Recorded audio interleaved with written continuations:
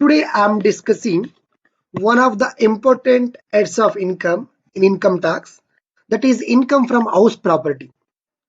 So generally in income tax there are five heads of income, that is income from salary, income from house property, income from business and profession, income from capital gain, income from other sources. Let's discuss income from house property. So here, income from house property clearly defined, explained in Income Tax Act 1962, section 22 to 27. What is income from house property? Here, income from house property means any income arising from a house property. Here, house property may include any building or land appurtenant. So, what are the basic conditions that is applicable while computing house property income in income tax? There are three basic concepts. One is the property should consist of any building. So here the property is nothing but what building. Whether you using that building in different ways, that is residential, factory building, offices, shops, godowns. And the second one, assessee must be the owner of the property. Who is assessee in income tax? Assessee is a person who is liable to pay tax under IT Act is called assessee. But in house property, assessee must be the owner of the property.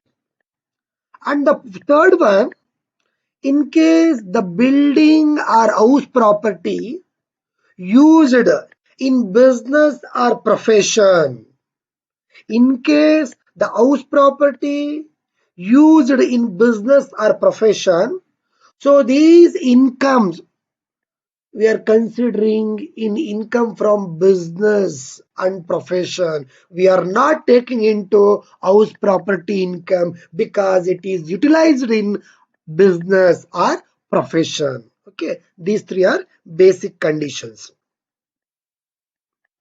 So exempted income from house property. So in Income Tax Act 1962, section 10 clearly defined what are the incomes are exempted in income tax. So in that, few exempted incomes that is related to house property. The first one, any income arised from the building, but the building situated in agricultural land. So it is exempted here. Why? Because so we have said agricultural income. So agricultural income means any income arised from the agricultural operation. Or one more concept we have studied under agricultural income, that is any income arised from building, that building agricultural land. This is called agricultural income. So agricultural income entire amount is exempted under section 10 subsection 1. So here also the building income also exempted in section 10 subsection 1. Income from property confined to local authorities. Local authorities means like a BDA, Mahanagara Palikas. Examples.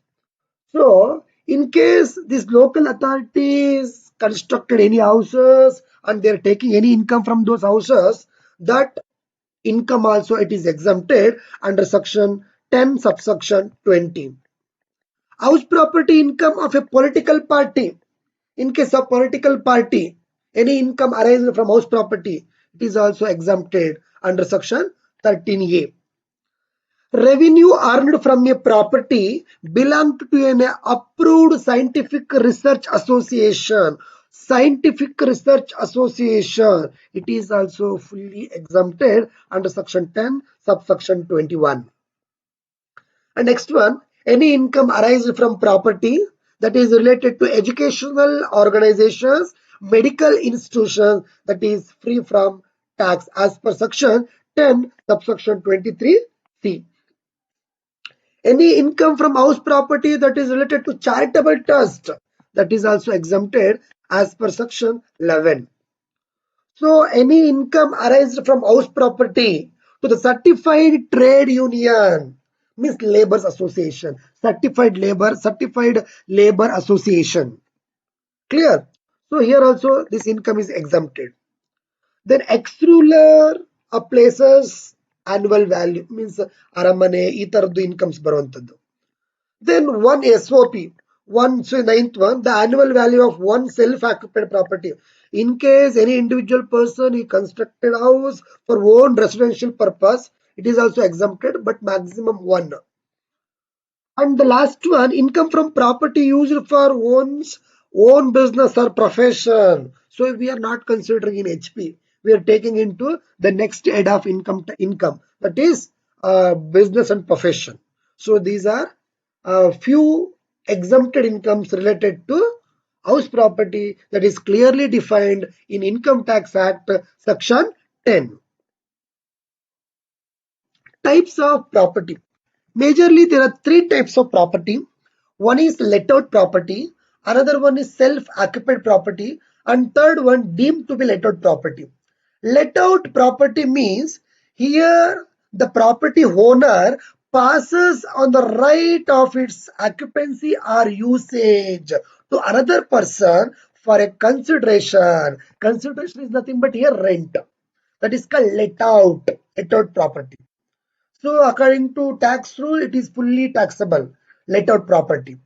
In case of self-occupied property, here it is nothing but one's own residential purpose. He constructed for own residential purpose. So according to tax rule, one is exempted. One SOP, one self-occupied property is exempted. Clear?